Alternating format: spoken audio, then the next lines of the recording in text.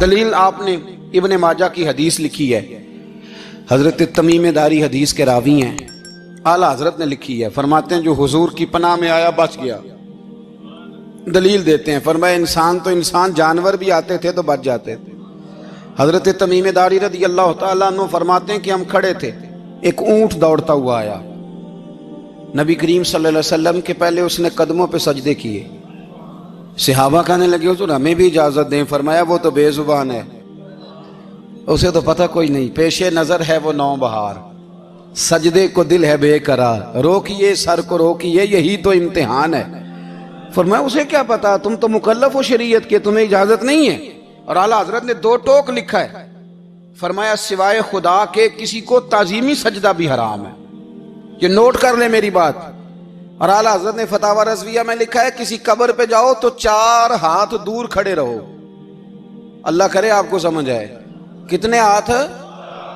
4 ہاتھ دور کھڑے رہو، سورۃ فاتحہ پڑھو، درود شریف پڑھو، جس قبر پہ گئے ہو ان کی روح کو اصال ثواب کرو، ان کے وسیلے سے دعا مانگو۔ اعلیٰ حضرت فرماتے ہیں قبر کو سجدہ بالاتفاق حرام ہے، طواف قبر کا کرنا بالاتفاق حرام ہے، بوسہ لینے میں اختلاف ہے کہ جائز ہے کہ ناجائز ہے، لیکن بوسے سے بھی چونکہ شک پڑتا ہے تو فرماتے ہیں احمد رضا کی رائے یہ ہے کہ بوسہ لینے سے بھی بچا جائے۔ وہ آ گیا تو اس سے اگلی باتیں کرتا ہے، بس خاموش رہ، باادب رہ اور پیچھے رہ۔ تو حضرت تمیم داری کہتے ہیں یہ حدیث اعلیٰ حضرت نے لکھی ہے لمن والعلا میں، فرماتے ہیں کہ اونٹ نے پہلے سجدہ کیا، قدم چومے، پھر اس نے حضور کے کان میں کوئی بات کہی، روزے دے دوالے نے غلامہ دیاں ٹولیاں، ایک پہ سن دے کروڑاں دیاں بولیاں، یعنی اونٹ نے بات کی تو حضور نے وہ بھی سن لی۔ اعلیٰ حضرت کہتے ہیں جو پناہ میں آتا ہے بچ جاتا ہے، کہتے ہیں رسول کریم نے نا اونٹ کی پشت پہ ہاتھ پھیرا اور اللہ کے محبوب فرمانے لگے فکر نہ کر، اب تو آ گیا ہے نا تو جیسے تو کہے گا ویسے ہی ہو جائے گا، جیسے تو کہے گا ویسے ہی۔ ابن ماجہ میں موجود ہے، پر میں چونکہ فاضل بریلوی رحمت اللہ علیہ کی کتاب سے پیش کر رہا ہوں الامن والعلا سے، تو میں اسی انداز میں پیش کر رہا ہوں جس انداز میں وہاں ہے۔ حضرت تمیم داری کہتے ہیں کہ ہماری سمجھ میں بات کوئی نہ آئی، تھوڑی دیر گزری تو کچھ لوگوں نے ہاتھوں میں رسیاں پکڑی ہیں، خنجر پکڑے ہیں، دوڑے آئے، یا رسول اللہ یہ ہمارا اونٹ ہے۔ حضرت تمیم داری کہتے ہیں میں نے دیکھا کہ جب وہ آ گئے نا خنجر لے کے تو اونٹ حضور کے پیچھے چھپ گیا، آج لے ان کی پناہ، آج مدد مانگ ان سے، وہ حضور کے پیچھے چھپ گیا۔ تو کہتے ہیں کہ نبی کریم صلی اللہ تعالیٰ علیہ وسلم نے فرمایا کیا مسئلہ ہے بھائی؟ یا رسول اللہ ہمارا اونٹ ہے، ذبح کرنے لگے تھے دوڑ آیا ہے۔ تو حضور فرمانے لگے وہ تو تمہاری شکایت کر رہا ہے۔ وہ کہتا ہے یا رسول اللہ میں نے برسوں ان کی نوکری کی، برسوں میں نے بڑی نوکری کی، صحیح کہتا ہے؟ یا رسول اللہ ٹھیک کہتا ہے، حضور اب بوڑھا ہو گیا ہوں، تھوڑا زیادہ بوجھ نہیں اٹھا سکتا تو مجھے ذبح کر کے کھانا چاہتے ہیں، میں مرنا نہیں چاہتا۔ نبی کریم فرمانے لگے اچھے لوگ یہ صلہ دیتے ہیں؟ انہوں نے عرض کی حضور آپ حکم کر دیں، ہم اس کو چھوڑ دیتے ہیں یا رسول اللہ، نہیں ذبح کریں گے، خدمت کریں گے۔ حضور فرمانے لگے نہیں اب میرے پاس آیا ہے نا، اب میں نے واپس نہیں کرنا، آج ہو گیا ہے، آج لے ان کی پناہ، آج مدد مانگ ان سے، آج ہو گیا یا رسول اللہ پھر رکھ لیں۔ حضور نے فرمایا نہیں بھائی پیسے بتاؤ کتنے؟ یا رسول اللہ نہیں کچھ نہیں۔ نبی کریم علیہ السلام نے فرمایا نہیں بتاؤ کتنے، بتاؤ کتنے؟ انہوں نے کہا حضور ایک دفعہ ریٹ لگایا تھا تو 100 دینار لگا تھا، حضور نے فرمایا بلال دے دو 100 دینار، 100 دینار دے دیا۔ اعلیٰ حضرت فرماتے ہیں دیکھو ان کی پناہ میں آنے کی برکتیں کتنی ہیں۔ ان سے کہا تم جاؤ، وہ چلے گئے، حضور نے پشت پہ ہاتھ پھیرا، فرمایا جا تو آزاد ہے۔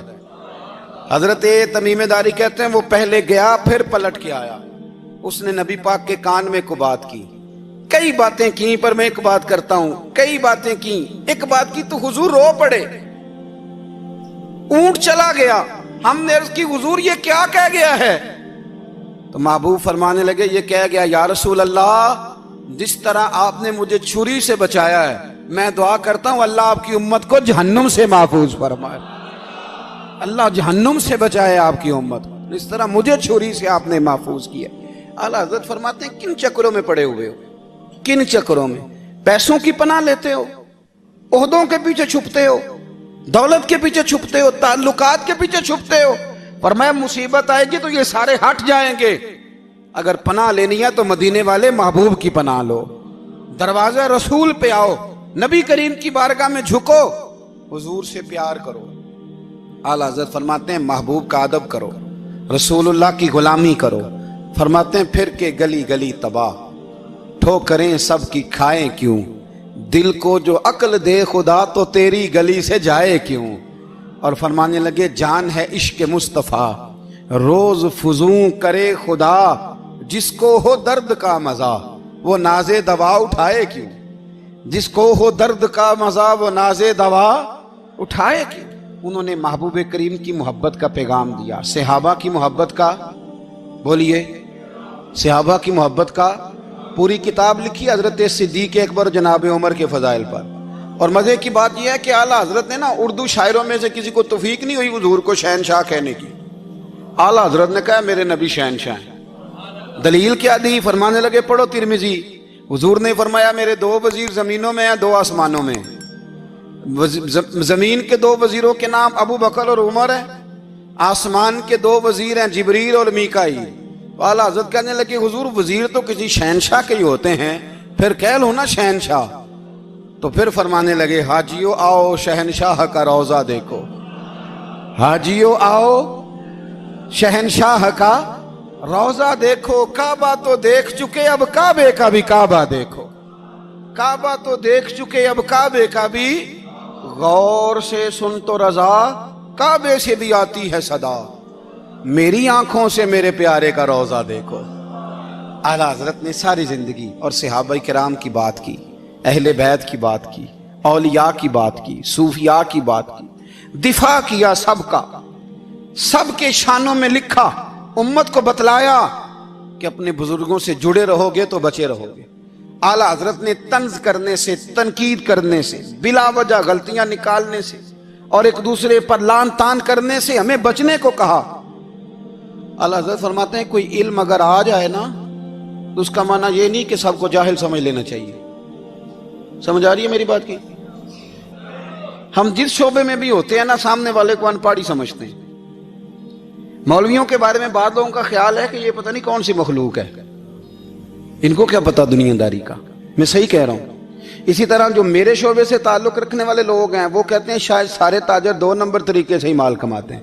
یہ ہو نہیں سکتا، ایسا ہو نہیں سکتا۔ ہمیں نا دوسروں کی اہمیت کی خبر رکھنی چاہیے۔ ہم ایک دوسرے سے پیار، ہم طنز کرتے ہیں، تنقید کرتے ہیں۔ فاضل بریلوی منع کرتے تھے، آپ فرماتے ہیں یہ طریقہ درست